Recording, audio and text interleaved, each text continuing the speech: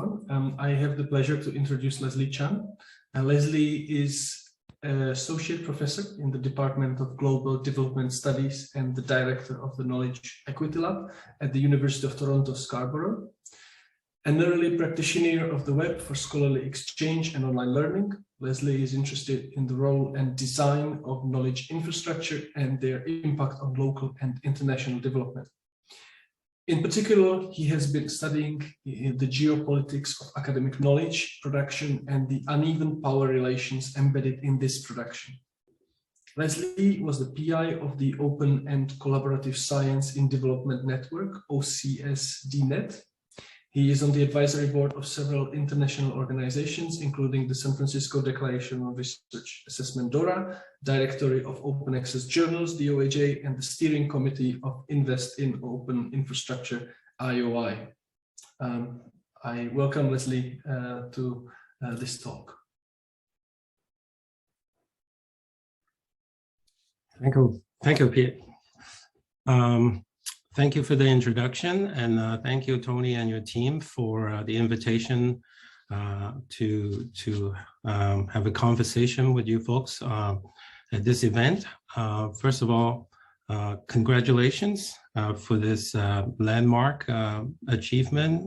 You guys have done a lot in terms of really raising some important questions about the existing structural inequities in science and in open science in particular, and you have managed to gather a lot of interesting empirical finding that confirmed a lot of earlier suspicions about where some of these inequity exists. This is a very awkward moment in time, I have to confess. So I'm just trying to get my head together to try to make some sense of what I'm about to say. We're 2 or 3 years into the pandemics, and I've been staring at the screen for countless hours now and speaking to black boxes on the Zoom boxes. And of course, we have terrible things going on around the world, particularly of what's going on in the Ukraine. Earlier, I think I saw the name of Irina Kushma in the list here. She might not be here anymore, but I was glad to see her name popped up. That means that she's okay, I hope, that she had to flee her home, Irina, in Kiev with her family, like thousands and thousands and millions of people that are being displaced. So my thoughts are with you, and I hope you all stay safe and in this crazy time, and we have a peaceful resolution as soon as we can hope.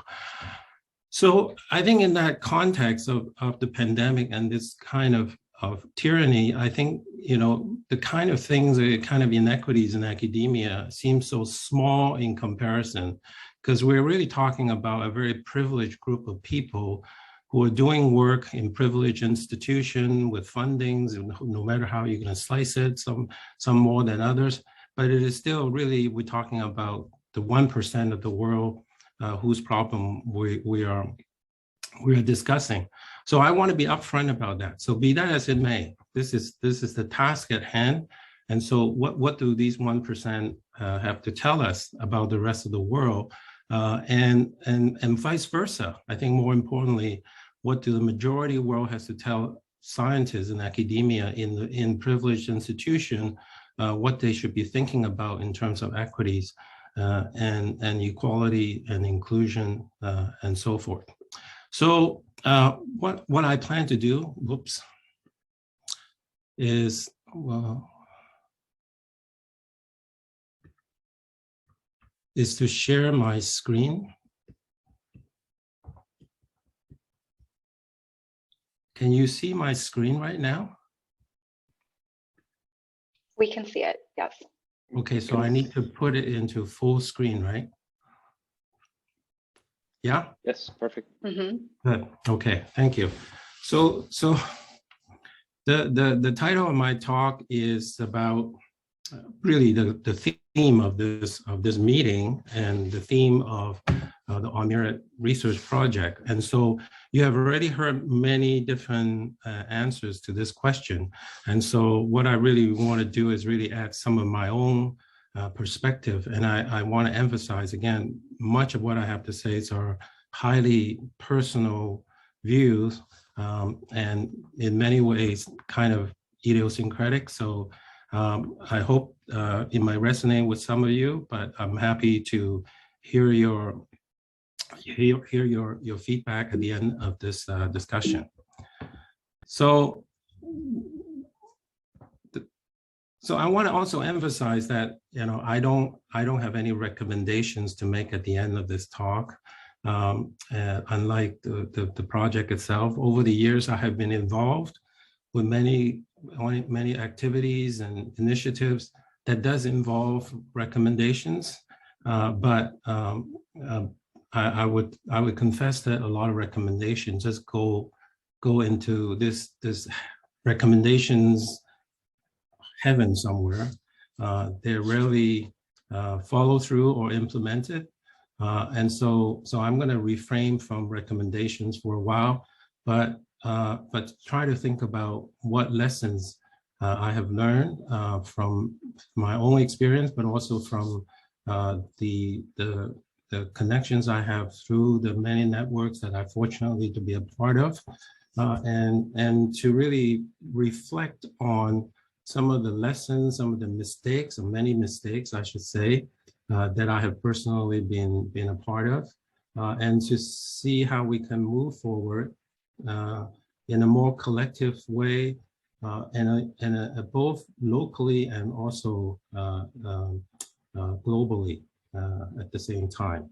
And so at the end of the talk, I want to talk about this, what I say, the 4D, how do we de-enclose, decommodify, and degrowth, and think about decolonization of our knowledge system as part of the broader reflections that I have been myself undergoing. So to situate where I'm from, I teach at the University of Toronto, as Pete in the introduction mentioned. I have been there for many years. In fact, I've done my undergraduate degree, my graduate degrees, and then stayed on as faculty member, having did teach at another institution or two before coming back. So I'm really a lifetime person in this institution. And over these several decades, I have seen a lot of changes at the institutional level and at the national level itself. You know, so back in the days when I was an undergraduate, of course, there were a lot of discussions about equity and diversity already, but of course, the conversation have been ongoing. So how much differences have we seen in terms of the composition of the faculties and the inequity within the system itself? I would say very little. I would say a lot of the structural inequities in our system still exist.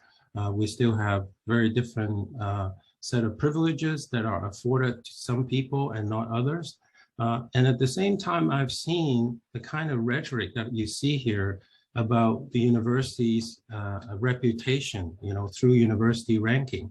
I don't remember seeing these kind of ranking as publicity, as brand and as reputation when I started teaching some decades ago. But gradually, or not so gradually, I should say, there's been a lot of ramping up about the rhetoric of how the university's positioned itself to be in the top in the country, and of course in the top in the world, in that rankings or that ranking. And that kind of rhetoric has only been accelerating, that kind of the promotion. And of course, we all know that these kind of rankings are extremely important in terms of attracting international students and funding and attention of the investors. And of course, universities are a lucrative site of investments these days, as I'll get to in more detail in a moment. At the same time, we see on the right-hand side that the university's public statement, public mission, and this is not uncommon that you'll see this type of public mission, that center the notion of human rights and freedom as the mission of the university.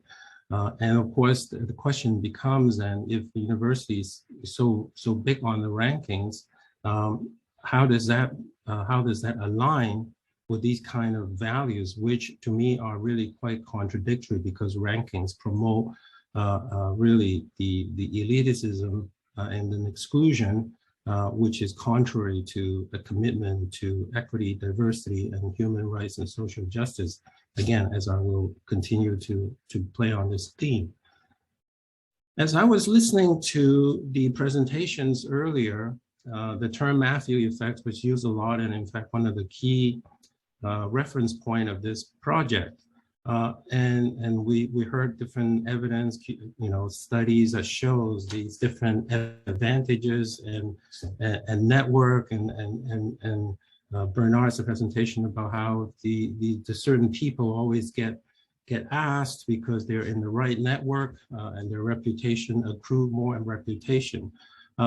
And of course, this is nothing new, right? We all know about these kind of things. We all know about these old boy network that's always been in operation in institution like Institution of Higher Learning and other international governing body.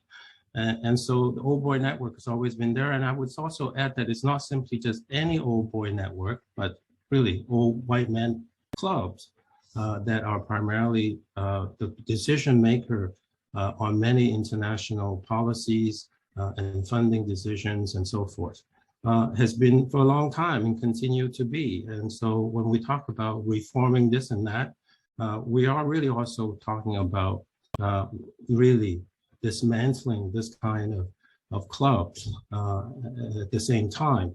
And the thing that we hear a lot reference to is the so-called cumulative advantage. And to me, that's a code word for saying white privilege. And again, that's a loaded term, I know, but I think many of us experience different forms of privilege within the institution, and white privilege is something that often is unquestioned within the academy. And so what I want to do is really make visible what some of these white privileges are and what these networks look like. And if we want to really have fundamental changes to the system, we really need to know how they are structured. Now, there are different studies that were done earlier, and this one in particular is interest to me because my graduate degrees was in anthropology, so I was interested in looking at where anthropologists find jobs, and this study really quite clearly shows that again there is a very clear network.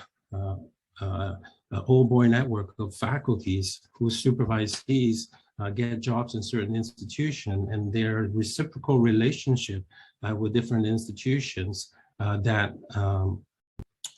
supply the new faculties to existing departments. So there are these relationships that have been built over time, and these relationships often shows certain dominant institution, well-established institution, historically well-known institution. Most of them, again, are headed by white male anthropologists. There's a different way of representing those kind of supply and entry into the departments, and then you can see in this particular depiction a kind of a core and peripheral system, right? And so I think what this study underscore is that the notion of core and periphery really happen at many levels, at the disciplinary level, at the national level, at the international level, which is something that I've been studying in terms of the core peripheral position. So these kind of inequality and inequity in the system happen at every level of the knowledge production system itself. And again, the common factor is about who have the prestige and who has the existing privileges, if you will, that allows them to continue with these kind of network reproduction. There are a couple of fairly recent study. This one is quite recent, with a team of well-known bibliographic and scholar, and they have done a really massive study of the kind of intersectional inequalities, as they phrase it. What their main observations from the study is that when you look at the many intersecting factors of inequality, it still shows that white male in particular have much better choices in terms of the kind of career and research directions they choose. That is, if you find white male across all the disciplines fairly equally, some more than others, but still they're well distributed, whereas certain ethnic groups and certain gender are more confined to different disciplines, and their choices were limited or string channel into certain kind of discipline. And of course, one of the consequences of this kind of streaming, if you will, is that we often, when we do have minority faculties in our department or in our school, they're automatically assumed to be, oh, you must be studying, oh, you're a woman of color, you must be studying gender equity, or if you're a person who's from the Middle East, and you must be studying politics in the Middle East, and so forth, and so we don't see science as being something as equally accessible to everybody, and these kind of studies shows that this is still very much the case. This study is also fairly recent, shows at a different level. So that study that I just showed looked at science in particular, the career options. This one looked at citation inequalities across the world. And what they have found is that rather than a reduction in the inequality of citation, because one of the assumptions we're often made about open access is that, oh, more people will have access to the literature and therefore more chances to participate and to publish. And of course, the findings from the ON-MERRIT project have, again, clearly show that these kind of things don't pan out. And in particular, Pete mentioned that, you know, there's a clear correlation between the rankings of the universities and the higher productions and consumptions of open access publishing publications. And so the idea is somehow that OA level the playing field is quite the opposite, that open access really reinforces the kind of hierarchy that we're trying to disrupt. And so, and again, the ON-MERRIT project have added to this really quite clearly. And so this maps is something that haunted me for years in terms of the kind of unequal distribution, or rather a world as seen through a set of narrow citation lens.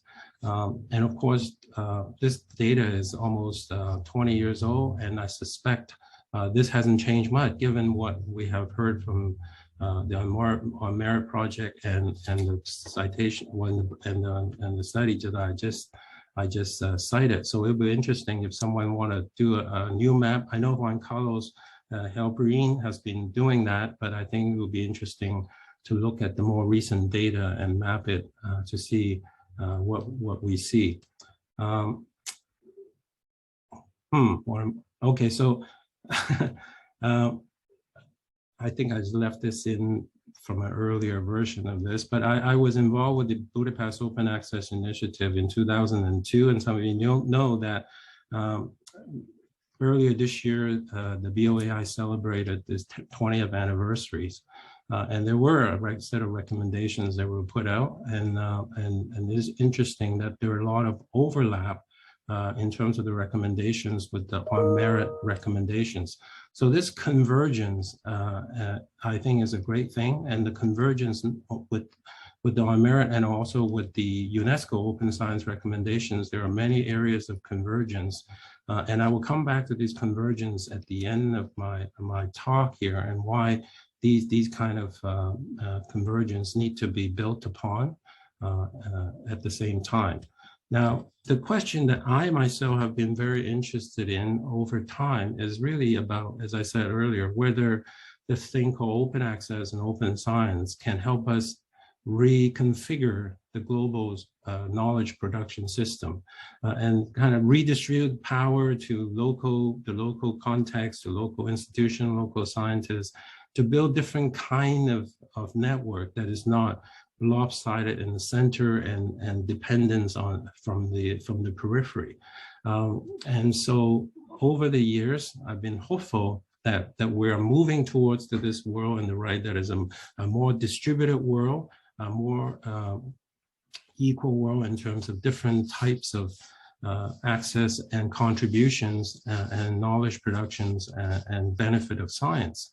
Now, of course, back in 2002, when we had this thing called the internet, we knew very little about this thing called the internet. There's a lot of rhetoric about the net being open, but again, if you look at the real history of the internet, as I did later on, it was anything but open. You know, much of the original design of the APRINET that became the internet was based on military needs in terms of command and control and centralization.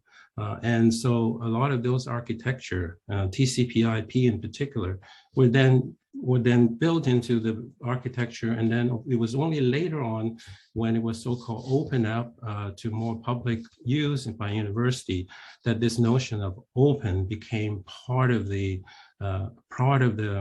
origin myth of the internet.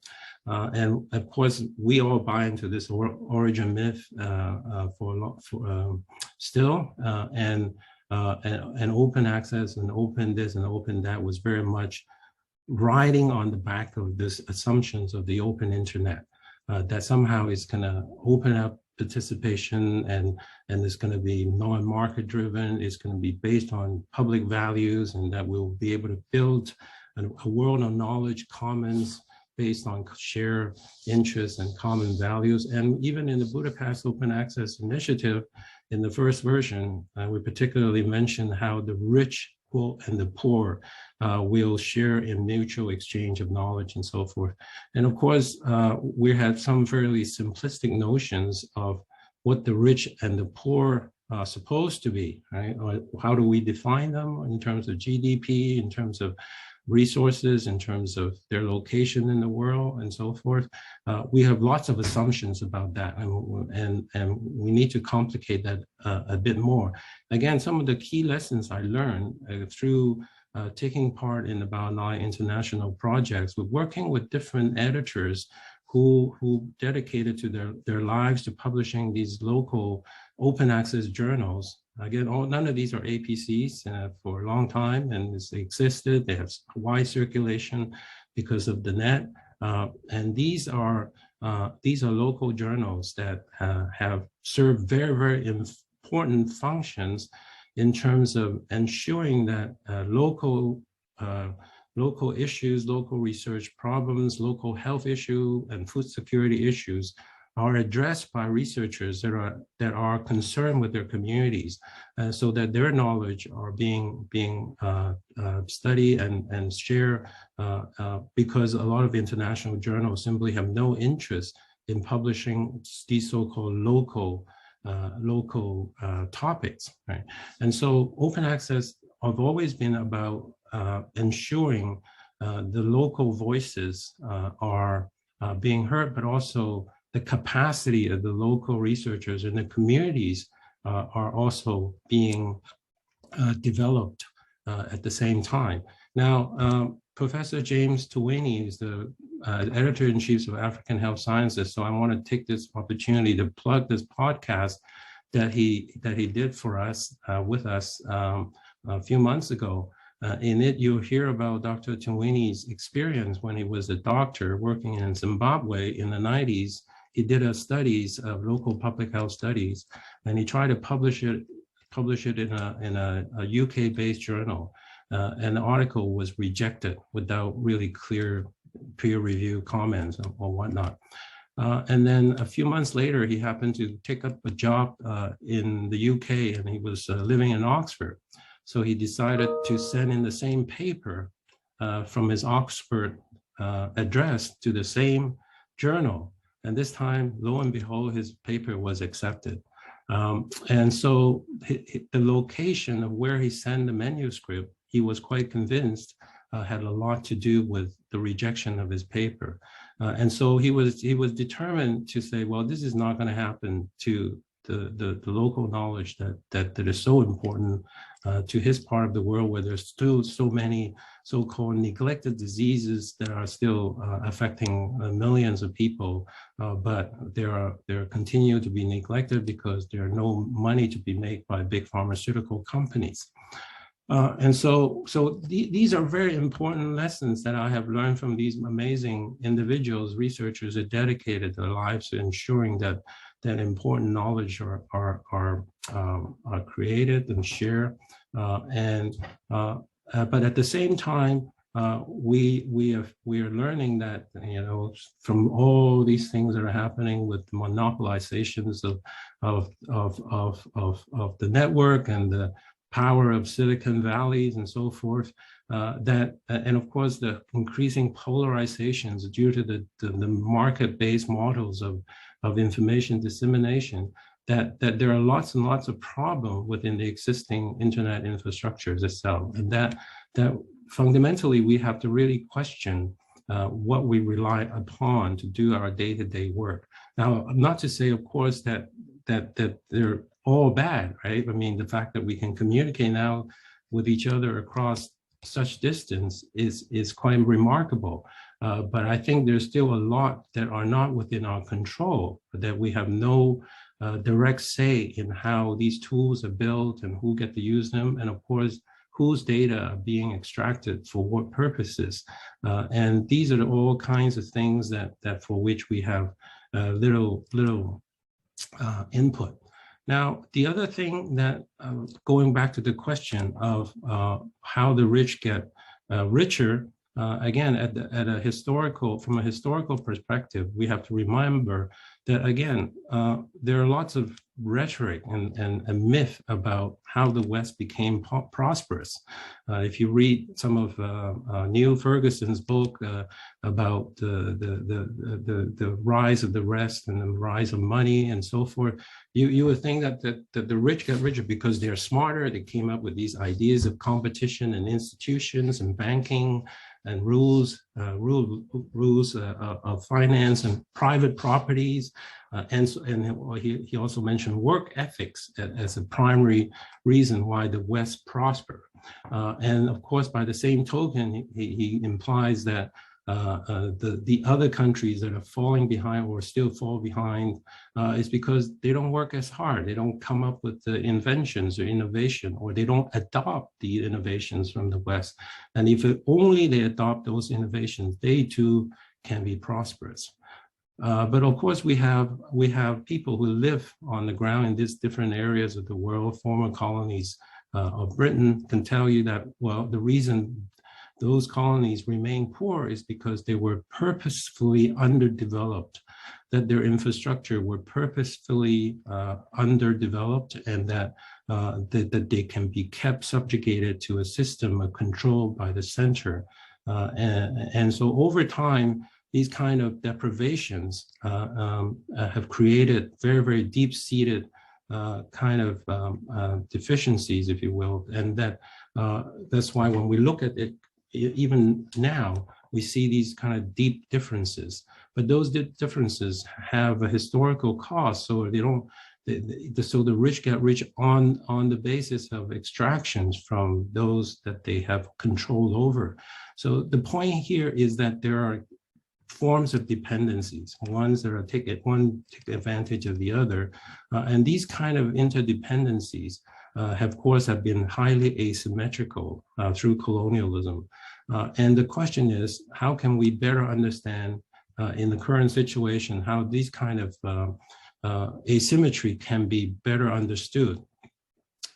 Now, a few years ago, I was fortunate enough to work with a very, very talented group of individuals, some of my students and collaborators, but also 12 research groups from across various regions of the world to better understand what they understand to be open science, how they practice so-called open science in their own way. And we were very fortunate to learn that there are many parts of the world where people have, of course, deep knowledge traditions, and they also have very different way of codifying knowledge and sharing knowledge, and of course, in terms of who have access to those knowledge as well. And so one of the things that we learn is that openness in the past, in many parts of the world, it's always been used as a means by colonialists to take what they claim to be open to them. So if these lands are not being registered with any legal entities, these lands are open for the taking. And so we have across the world many places. Canada, of course, is built on those kind of enclosures and appropriation of indigenous lands. And of course, University of Toronto would not have been possible without those indigenous land to build on and to benefit from.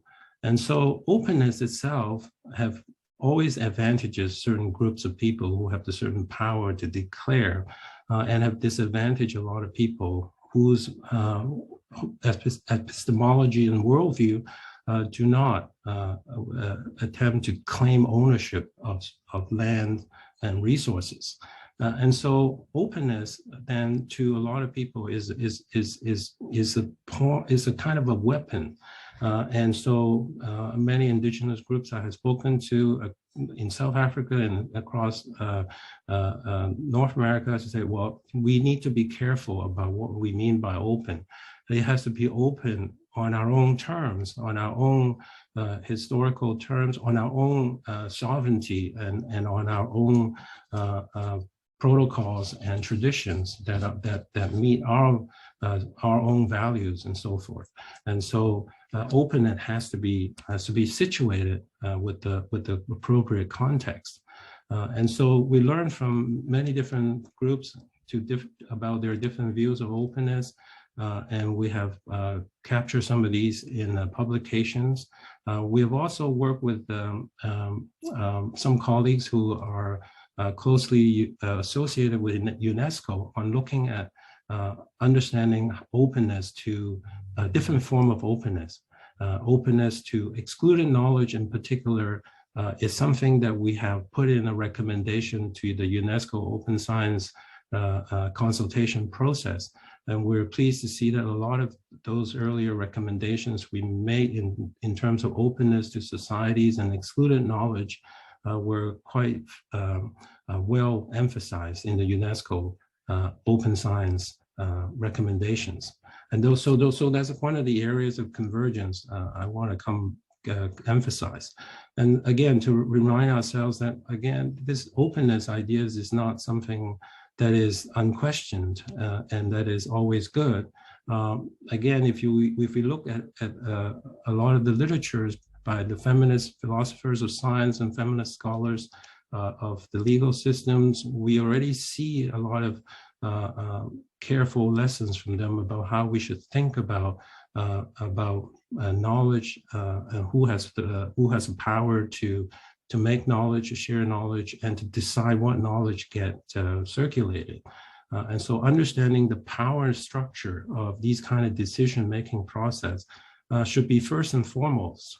And based on those different lessons, we also came up with our own definitions, if you will, of infrastructure. And we have been trying to build on this notion of inclusive research infrastructure as enabler of different communities to be free to engage in kind of knowledge-making activities that help address their own inequities in their own local context. And so this is of course still work in progress, very much thinking about infrastructure. Now, at the same time, while we're looking at open infrastructure, we're also interested in looking the other side of the infrastructure world, which is increasingly dominated by these powerful legacy publishers who are now turned analytics providers, Elsevier being the most, of course, well-known one. So we've been mapping how Elsevier has been in recent years really been building end-to-end infrastructures to really be able to provide the workflow, if you will, from beginning to the very important part, what they call the evaluation process and the predictions of what is going to be successful. So these predictive analytics is becoming even more expensive, and they're all dependent on the extractions and more data that we put into these systems. And so the more open data that are available at every level, the more they're able to take this data and turn into high values analytic products that they can then sell back to the universities that we give them for free. We also been documenting how Elsevier in recent years has been very, very active in providing data to the Time Higher Education university rankings, which is of course one of the most often publicized set of rankings. And so we track their involvement with their data provision. Now, again, referring back to one of On-MERRIT's findings about how high-ranking universities are also the same highest-ranking university are the highest producing and consumptions of open access publication. It'll be interesting for you guys to look at where exactly are those publications? Are they in Elsevier's journals and so forth? I mean, Elsevier is making all these deals, read and publish deals, and I suspect a lot of these read and publish deals will reinforce this kind of ranking citation cartel, if you will. And so there are fundamental conflicts of interest here that we should also question. So how could a publishers be selling ranking data that then enforces the authors or institution to publish in those very publications owned by the same owners? There's a terrible conflict of interest as far as I'm concerned. So from the geopolitics of knowledge, I've been tracking, we've been looking at the larger pieces that are this interlocking wheel of power that a geographer by the name of Passy has written about. So I have borrowed his diagram of this wheel of power about the Anglophone hegemony of academic knowledge productions and trying to really fill in a lot of the finer pieces that are reinforcing this very powerful wheel that interlock a lot of these different policies and metrics that, again, have been discussed earlier. So earlier today, Sarah talked, the keynote mentioned that oftentimes when we look at a problem, we try to deal with the problem, but it's actually something else that we have to deal with. Whether when we look at research assessment, often it is really about the sources of funding and also about certain other policy, other lateral policies that might have infringe on the kind of things that you want to do. So these kind of interlocking power are very often invisible to us because the policies are made somewhere else, but those policies reinforces other interlocking pieces that then infringe on the research assessment process itself. So when we dig a little deeper, we see a lot of these connections that are increasingly interlocked. And when you trace them, also, they often go back to the same powerful players that are in collaboration with each other to supply data and to build new forms of analytics that then serve as governance tools. Clarivate, of course, now have just finished their acquisition of ProQuest, and they will be, of course, free to extract all our data when we use our library system. My own university have recently, well, not recently, a year or two ago, bought into ProQuest. And of course, I'm still trying to find out what it is that ProQuest is taking from the users every time we log in to the library system. The long and short of this really is that there's still a lot of work to be done in this, and I welcome your input and collaboration on this. I'm also adding in many of these organizations, the World Economic Forum, the World Bank, and all these organizations all have a role to play. I've also put in the Bill and Melinda Gates Foundation, and just an example, there are many philanthropic organizations that have oversized power in terms of determining different kind of research agenda and policy agenda. And increasingly we see here in this piece here, the Canvas, the learning management system, that become one of the most powerful data analytic and extraction system, that they're becoming more powerful because of the pandemic. And so what we are seeing too is increasing control of academic labor through these kind of platformatization, whether it's in research or in teaching. We're being streamed into these platforms. We are just logged in, do this and that, and we produce the data exhaust, and then they're captured and being sold.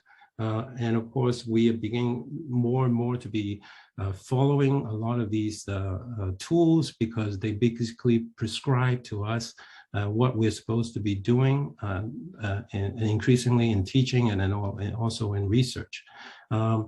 If again, these maps just reinforces what some of the on-merit studies already show, that again, the institutions that are advantageous, they are getting more advantages, again, through historical contingencies. And as the point I'm trying to make again and again is that these are interlocking, deeply embedded structural power.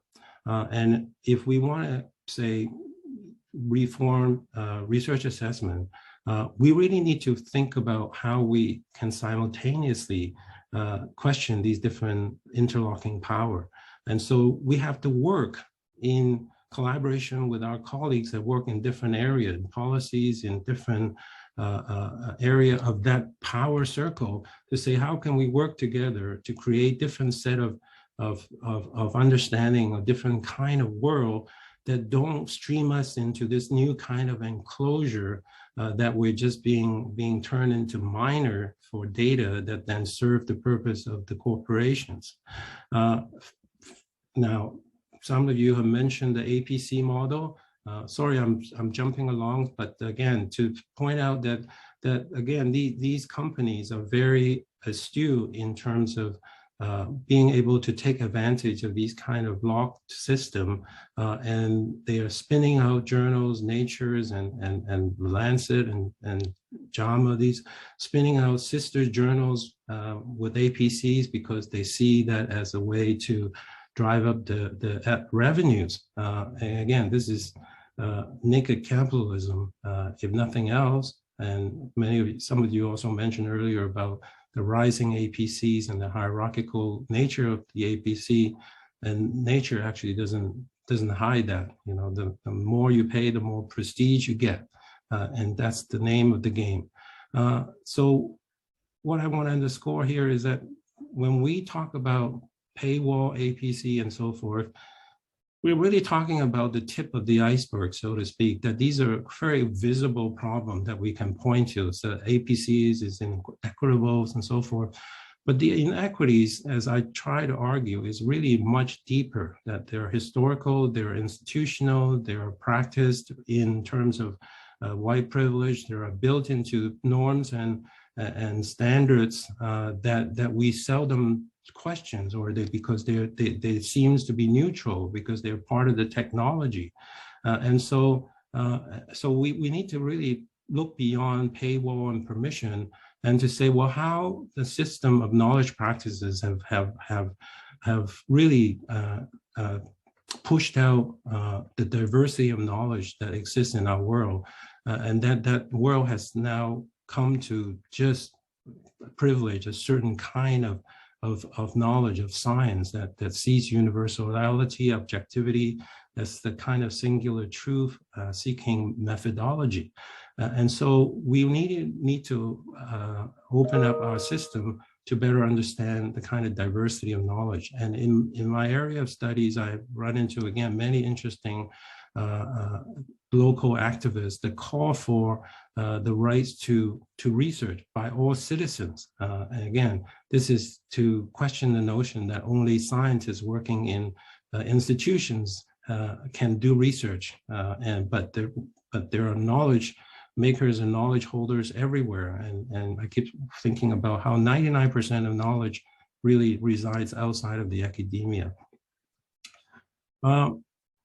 The current pandemic, the ongoing pandemics, again, reminded us that we have been very reliant on a technocratic view of health, right? We find the cause of the virus, we find the vaccine, we inject everybody with the vaccine, we can then go on as usual, right?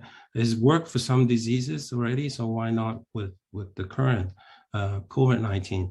But COVID-19 has shown us over and over and over again that the existing inequalities in our social system, the cracks in our social system are the one that exacerbate the death and suffering of people who are already disadvantaged. Those of us who can sit at home, work from home with computer access, we're safe. And those who have to work in the menial jobs because of our social inequalities and our infrastructure, they're the ones who are most at risk. So no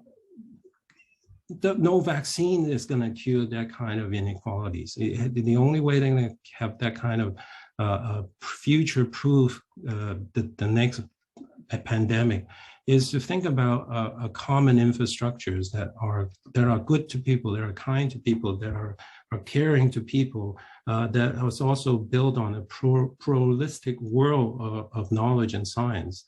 We talked about the Millennium Development, the Sustainable Development Goals, and food securities and so forth. And the reality again is that there are many sustainable methods of food productions from around the world. We just have tended to ignore them and go to some other monolithic system. I'm going to conclude, Thomas. I know you're going to give me the signal. A few years ago, I had the privilege of working with a talented group of colleagues to think about what it means in terms of the labor when we talk about open collaboration. We come to the conclusion that it's really very much about, again, working across communities. Don't just work within your own narrow group of people. We need to see who our horizontal alliances are. Across the world, we have a lot of common struggles, right? And the kind of struggles that we see now unfolding in many parts of the world, we need to have common understanding and solidarity with those issues. And we need to really need to rethink our mindset about what constitutes success, right? So the notion of degrowth is a growing movement within development studies. That is, we cannot think about development as being endlessly possible, that growth is the only way to achieve development. In fact, the best way to think about sustainability is to think about degrowth, not keep using growth as a metric. And so we need to rethink the metrics of success in this context and how we can then shift our values to a common goals and begin to think about enclosures, not simply in terms of paywalls and so forth, but in terms of how our labors are being taken out of context and being removed from control over the means of productions itself. So reconnecting our labor with the kind of values and the kind of outcomes that we want to see that would make us a lot happier. So I want to end on the happier notes again with